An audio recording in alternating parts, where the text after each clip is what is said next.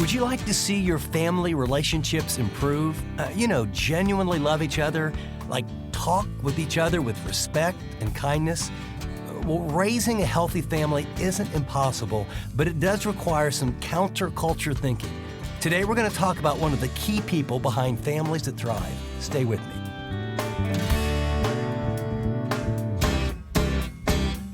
Thanks for joining us for this edition of Living on the Edge with Chip Ingram. Chip's our Bible teacher for this international teaching and discipleship ministry focused on helping Christians live like Christians. We're in the middle of our helpful series, How to Raise a Healthy Family in a Modern World. Last time, Chip revealed that a godly woman is responsible for a thriving family. He explained how her influence and role as a wife and mother are uniquely valuable. Now, if you missed the first half of this message, you can go back and catch up through the Chip Ingram app. Okay, here now is Chip with part 2 of his talk, Guess Who's Behind Families That Thrive? If you have a Bible, go to Proverbs chapter 31 as Chip continues unpacking the specific qualities of a godly woman. The fifth and final one in terms of her character is God looks down and he goes, when I see a woman's godliness, her character, her encouragement, her love, first in her marriage and their home, her work, her ministry, but lastly, in planning and priorities. This is a very interesting passage.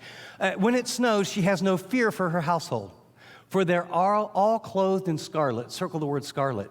She makes coverings for her bed, underline the word for her bed, and she is clothed in fine linen and purple, underline linen and purple. There's 3 things where I get she is a wise planner and has great priorities. That word scarlet in Hebrew, the word, it has a picture of something that's double-folded. And it can mean scarlet, but it can mean double-folded. And I think the translation, it's not like all her kids had red stuff on. It's what she didn't have any fear, because what she did is she planned ahead, and she knew her kids are going to be warm, like all you do, right? Winter's coming, school close time, all the kids have what they need. The second, she makes coverings for her bed. This is not like she was into embroidery.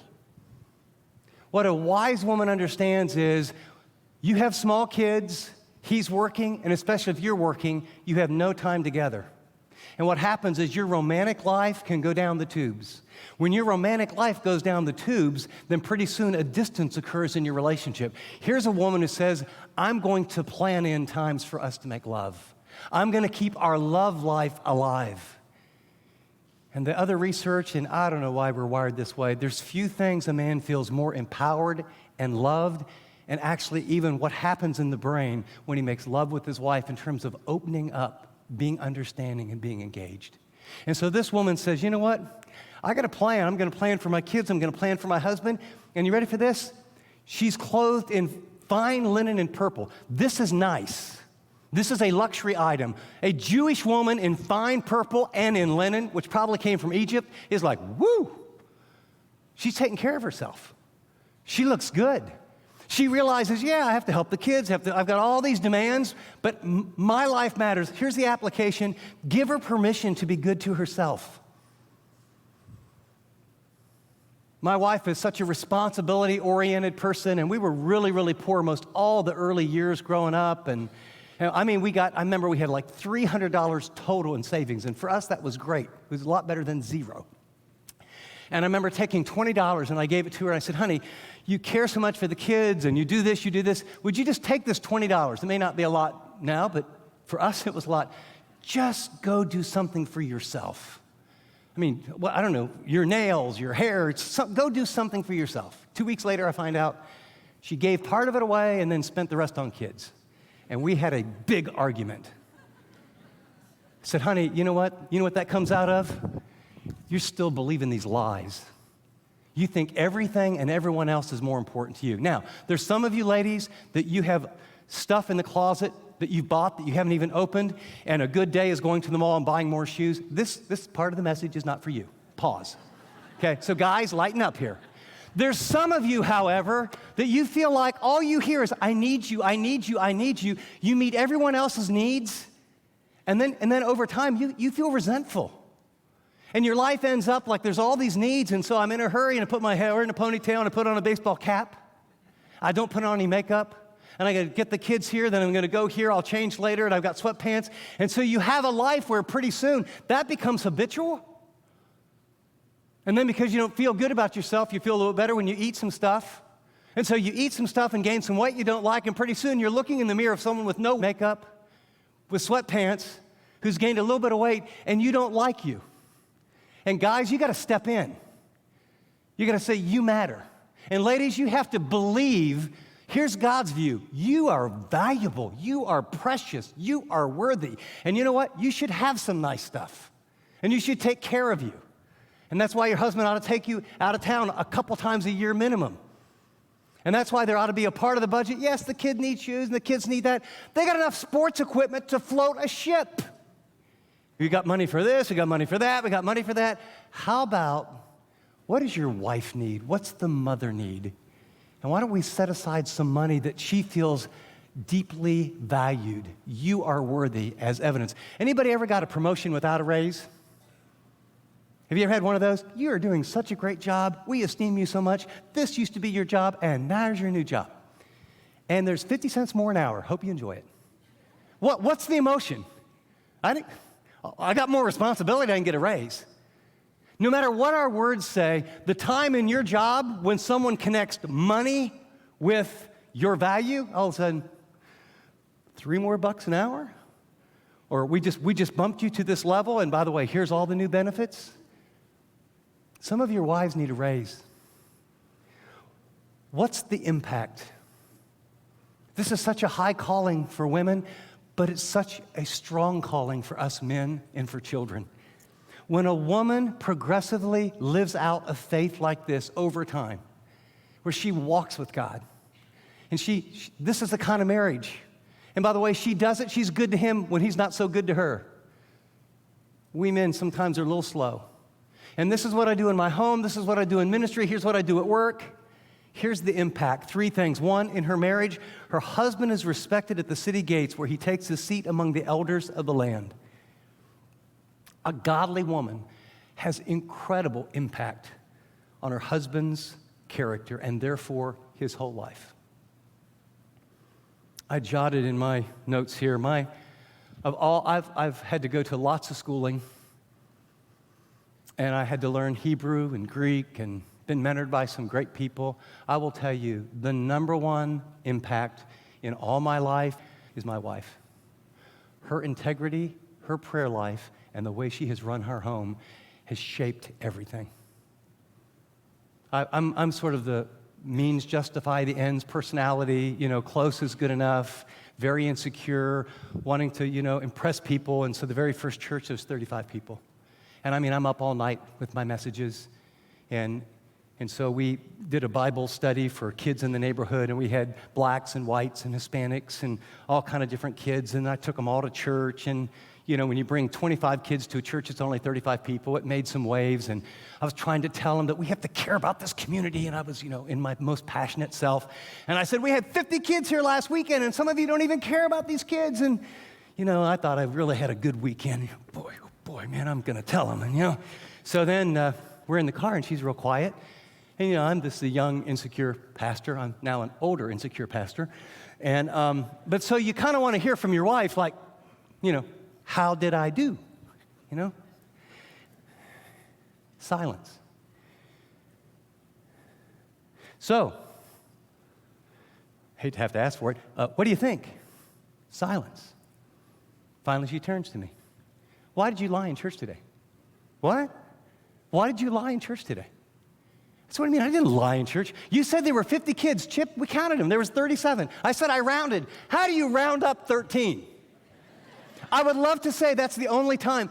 I have lived my whole life with someone that more on a few occasions has said, why did you lie? I just exaggerated. I don't think God calls it exaggeration. After about 3 years, it was, just forget it. I'm not even going to exaggerate anymore. It's not worth it.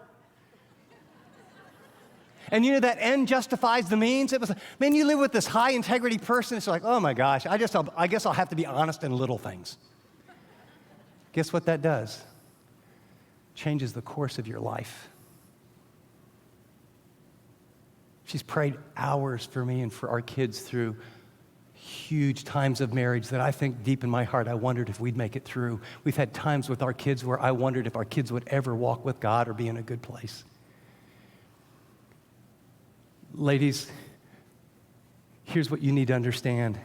You are such the core of any success that we have, and our application is that we need to remind her of her role in your success. Most people don't know my wife started the radio ministry. You say, really? Yeah. We were doing 5 services, and I was getting burned out, and she got a prayer partner. She goes, every week we're going to pray God takes the message outside the walls because it's killing my husband like this. At the end of 1 year, some guy I never met came in and said, hey, I think you sound pretty good. It'd be good on radio. I said, I don't want to go on radio. I don't listen to radio. And a businessman said, I think it's a good idea too. I said, well, if you guys want to make it happen, go ahead. But I'm overwhelmed as it is. And it got birthed because she prayed. And who would have ever dreamed years later that millions of people would find Christ and would grow in Christ because a woman saw a need and did something that no one will probably ever know about unless they listen to this message now. And you know what? That's the impact. She needs to hear that. And men understand. Any success you have or ever will have, it's rooted in this relationship. You're listening to Living on the Edge with Chip Ingram, and we'll continue our series, How to Raise a Healthy Family in a Modern World, in just a minute. But quickly, are you looking for a practical way to deepen your prayer time with God? Then stick around after the message as Chip talks about an easy tool we've developed to help you be more intentional in your daily time with Jesus. You won't want to miss it. Well, with that, here again is Chip. Second, her work. She makes, notice, linen garments. She sells them and supplies them to merchants with sashes. As time and priorities change, and a woman has more freedom, and they have different energy and different passions, and there's different seasons for them, here's what I would say. Cooperate with her creativity and her life transitions. Cooperate with her creativity and her life transitions. I've watched attorneys take 5, 6, 7 years off, raise their kids, and they go back into practice. I've met all kind of people that have all kind of things, and those transitions are very difficult. And usually there's feelings of, what am I going to do now? Because I've figured out how to be a mom, and I get such fulfillment. And I have 4 kids, for those of you who don't know me very well, and they're spread out. My oldest twins are 13 years older than my daughter. But I mean, that makes you parent for a long time like that. And I remember when Annie was, not just out, but she's now this adult, she's on her own, all her kids are done, and I'm thinking, great. And they love God, this is wonderful. More time for us, let's go. But being the sensitive husband that I am, I thought, I'll probably give her a few months to adjust. And so she was kind of mopey and grieving and struggling. So after 3 months, I said, are you just going to mope around forever? Look at all this new time we have, and the house is empty, and we can do whatever we want, and let's. And we had our empty nest. It was not pretty. We had about 9 or 10, 12, 13 months that we were not on the same page.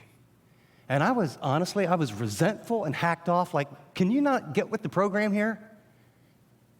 So you care about kids that aren't here more than me that is here? The guys, they feel that way.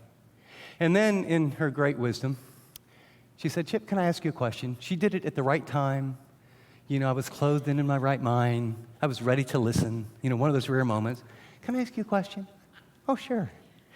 She said, what if 24 hours, like this time tomorrow, you could no longer speak, no longer write, and no longer be a pastor?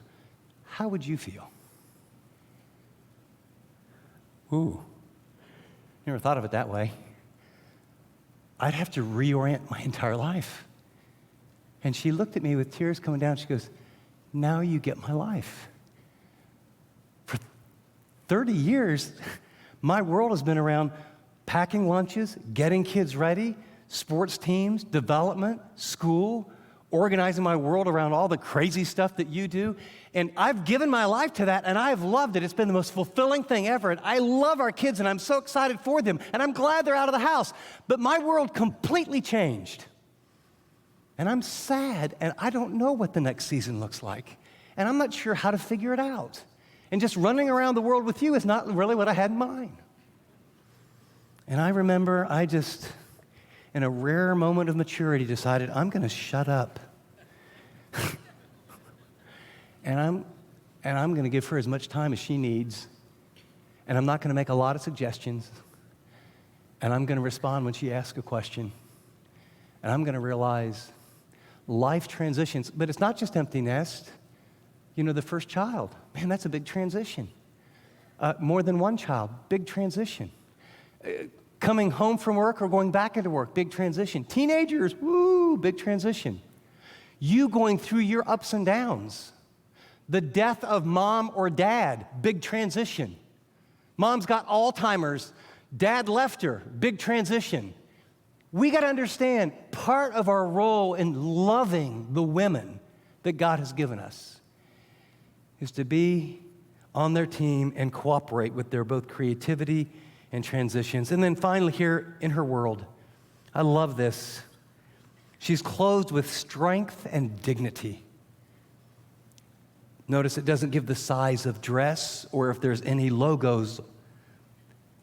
She's clothed with things you can't see. Strength, character, godliness, faith, wisdom, love, compassion. Things that no one can take away and no one can buy. Dignity, she's class. She laughs at the days to come. Why? Because she trusts God. She has a sovereign God. She's developed the faith. She's a woman of the word. She speaks with wisdom, and faithful instruction is on her tongue. The mouth always speaks from that which fills the heart. This is a woman that's godly. People want to know, what do you think about this? And could we meet together? And could we get tea? Or could we get coffee? And I'm having a struggle over here. Or one of my kids is going through this over here. People are seeking her out. She watches over the affairs of her household and doesn't eat the bread of idleness. The application, focus on compliments, on her inner character, not simply her external behavior. In essence, God says her marriage, her work, and her world is a way better place because she is a woman who walks with God, who loves her husband, who runs her home, who works at appropriate times in the appropriate way, who ministers to people. And there's a woman that fears God. And notice her reward. Her children arise and call her blessed. Her husband also, and he praises her. Words of affirmation. Many women do noble things, but you surpass them all. Your wife or your mom needs to feel like that. You surpass them all. Charm is deceitful and beauty is fleeting. It's a shame, but it's true. There's not enough cream or enough surgeries to keep us the way we want to look. But a woman who fears God is to be praised. Command, give her the reward that she has earned, more than just on one day. And let her works bring praise at the city gates. That's where the action is in Hebrew culture. Private affirmation, public acknowledgement. God would say, ladies, you are precious and you matter. And it is not based on how you look or what you accomplish. It will be based on who you really are.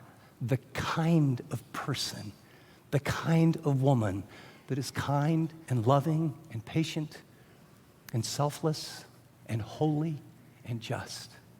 In the end, our wives, our daughters, our mothers, our grandmas, and our sisters need to know that character is more important than curves, that integrity is more important than influence, likes, and Instagram, that purity is more important than popularity, that godliness is more important than glitter, and that commitment actually is more important than cosmetics, and that love, at the end of the day, will be way more important than looks. God, the bombardment that these women receive and that our daughters receive is so overwhelming. Will you deliver them, and would you just allow them to grasp how deeply loved, precious, valuable they are just for who you made them to be? Would you help us to honor the women in our lives, to be sensitive, to help them be good to themselves, to support them, to praise them, to encourage them, and to love them the way you do. In Jesus' name, amen. You're listening to Living on the Edge with Chip Ingram, and the message you just heard, Guess Who's Behind Families That Thrive, is from our series, How to Raise a Healthy Family in a Modern World. Chip will join us in studio to share some insights from today's talk in just a minute. You know, raising a family these days is very challenging, and raising a healthy Christian family has become nearly impossible to do.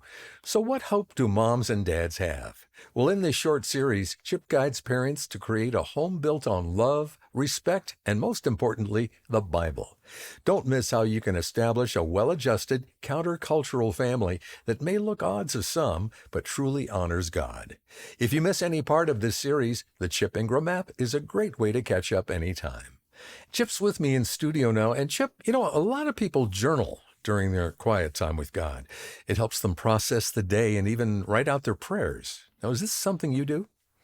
You know, I do journal. It's really been super helpful for me. And I don't want to make anyone feel guilty like only spiritual people journal. I know people that don't journal, but I will tell you that it has been one of the most foundational spiritual disciplines in my life, especially for those of us that happen to be verbal processors. Some of us don't really know what we think until we say it.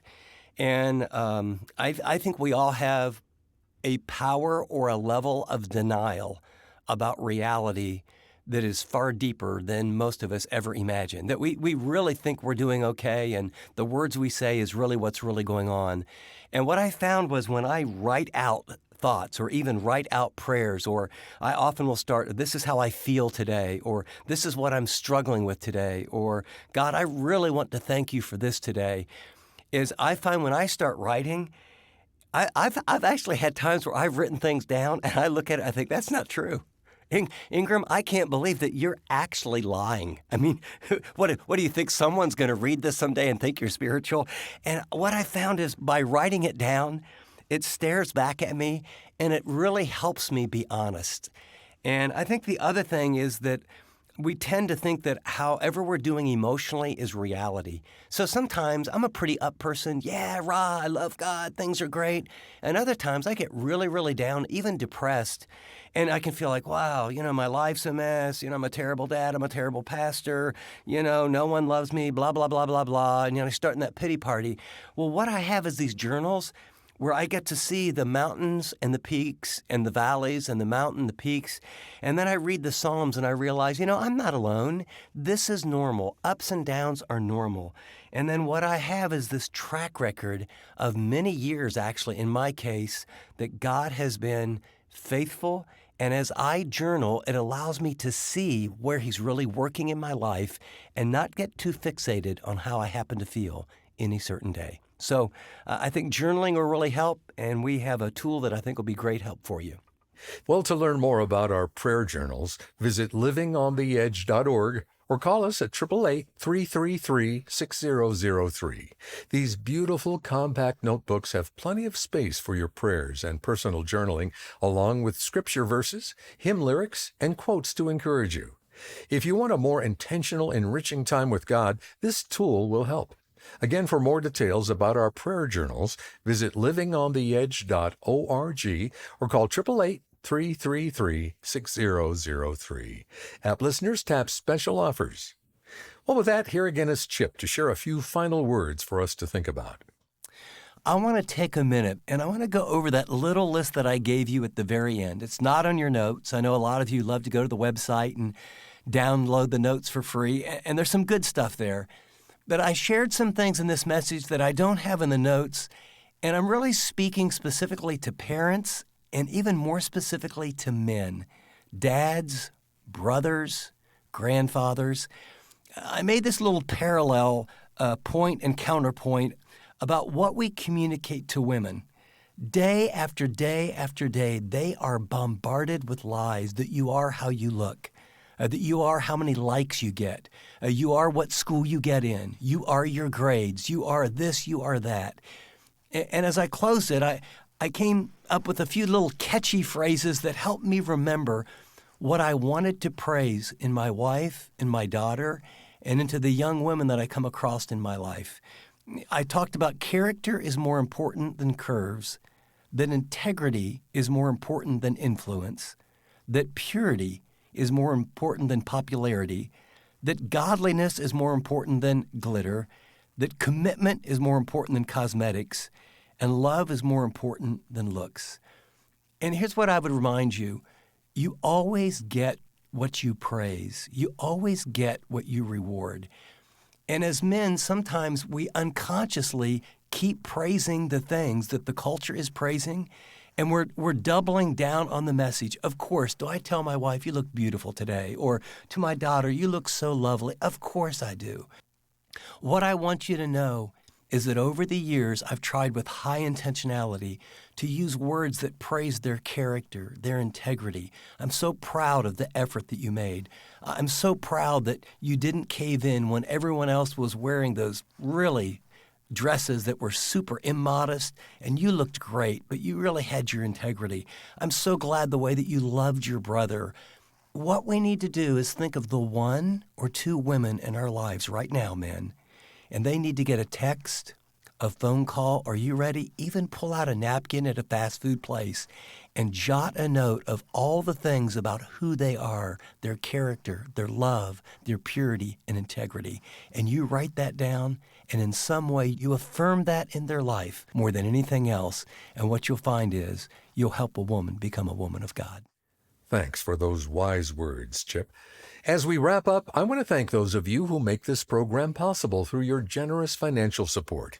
Your gifts help us create programs, purchase airtime, and develop additional resources to help Christians live like Christians.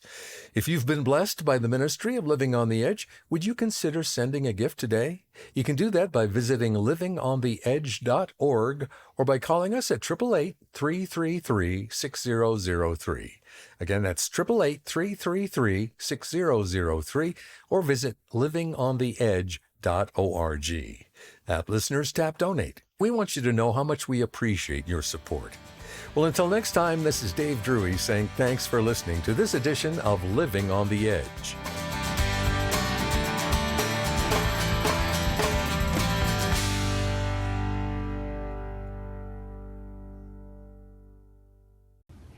Thanks so much for watching this video.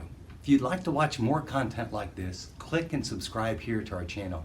And by the way, if you'd like to know more about Living on the Edge, find out about more resources, maybe get on the mailing list, go to livingontheedge.org. See you next time.